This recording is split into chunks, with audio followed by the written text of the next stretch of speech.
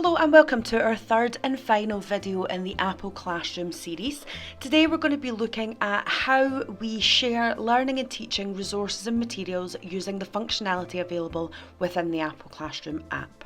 So we're going to use the same class that we've been using previously. You can see that we have Jane and Joe already here and present. And the very first function that we're going to look at is the open function. Now, this is indicated with the very first button along the top bar, which is almost like three little lines making a triangle. And what this is going to do is it's going to open a particular app on the pupil devices. So what we'll do is if I give this a tap, you will see I am presented with a screen that gives me lots and lots of options of lots and lots of different apps. And if I tap on one of these apps, you will see that it opens that app on all student devices. Now that's because I'm working in the All tab. As per usual, I can go into an individual pupil and open a particular app on that one device. And you can see there Joe and Jane are currently in Photos, but Jane has just popped out of Photos. Now they can come out of that app as soon as you've put them in it. So one thing that's useful to know is there is a lock feature within this function. So if I open the function again, at the bottom you can see I can lock into app after opening. And if I toggle that on and then open Photos, you can see, or you will be able to see, that Joe and Jane are now in Photos, but what that does is that stops them from being able to come out of it again. So that no matter what buttons they press, no matter if they put their iPad to sleep and wake it back up again, they will be locked in to that app for the duration. And to unlock them, I just, as you might expect, use the unlock button along the top like I would if I had locked their devices using the lock tab. And that's going to unlock them and allow them to move freely through the rest of their device if they wish. Now, one thing that we do have to think about is the fact that not all pupils will have all of the same apps on their device because they might have downloaded things from the app portal, etc, etc. So what we're going to do is show you what happens if you try to open an app that not all pupils have. So I'm going to tap on Sketches School here and you will see it has opened it on Joe's device, but it is giving me a message saying that it has failed to open on Jane's device because Jane does not have that app installed. Now I can retry that action, however that's not really going to do anything because Jane's still not going to have it installed. So something to note is that if you are going to use apps that you want all pupils to use, they do all have to have them on their device. And one thing that I found just managing a one-to-one classroom was that it's best to get them to do that ahead of time. So if you know that you're going to be using Sketches School, for example, you might want to set it as homework or as a little task that they have to do at the end of the previous period or the previous moment of time that you have them, where you say, can you go in and download this now, so that you know for sure that they definitely have it and they are ready for learning the next time you are in class and you need that app.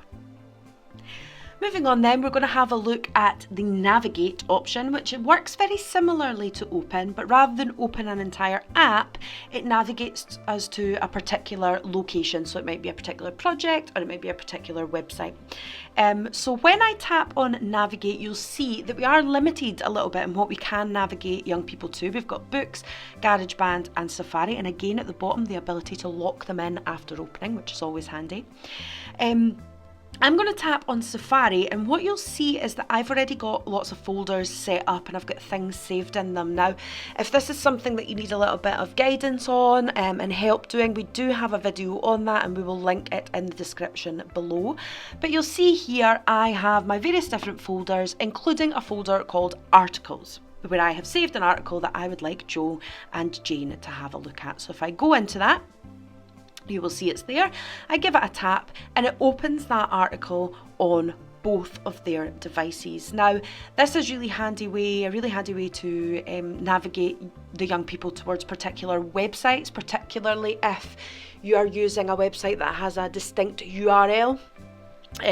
Rather than taking them just to the app or the site in general, you can save individual URLs into folders and then take them exactly to where they need to be. Now, as I said, I've done that on the All tab. I could have done it to different groups. So if I had different groups working on different articles, I could have navigated them all to something different. Or to get an individual person navigated there, again, I just tap on that individual student, go through the same process, and then send them to wherever I want them to be. So as you can see, a little bit more limited in its scope, but still really, really useful to know. I'm just going to use the hide function, which we went through in the last video, just to get everybody back to their home screen, because we're ready to end the class now. And on the top left hand corner you can see the option to end the class. Now it is important that you do this at the end of every teaching period, just so that it doesn't interfere with other teachers who perhaps have a class with that individual pupil in it as well. And when we end it, we do get a class summary.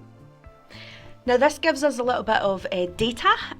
Very important to note before we even start speaking about this, that this does disappear at the end of every class. So you can't save it. I suppose if you wanted to save it, you could screenshot it, but it's really just so you get an idea of the productivity of the young people, and maybe a reflection for yourself on what different apps you've got them to use. So if I tap on app usage, you'll see at the top there actually gives us an overview. We've used 10 different apps, and when I tap on it individually, it tells me how long each pupil used these different apps for. So tapping through the icons shows me how long they used it for. If I then tap on the individual students, I will get a summary of the different apps that Jane used and the different times she used them at and for how long she used them for, which again might be handy for yourself, just for reflecting on the lesson and the learning and teaching that has occurred. So when I'm happy reading through all that and I've got all the information that I need, in the top right hand corner I'm going to tap done, and you'll see it takes me back to the main screen where I can then start the class again the next time the pupils arrive in front of me.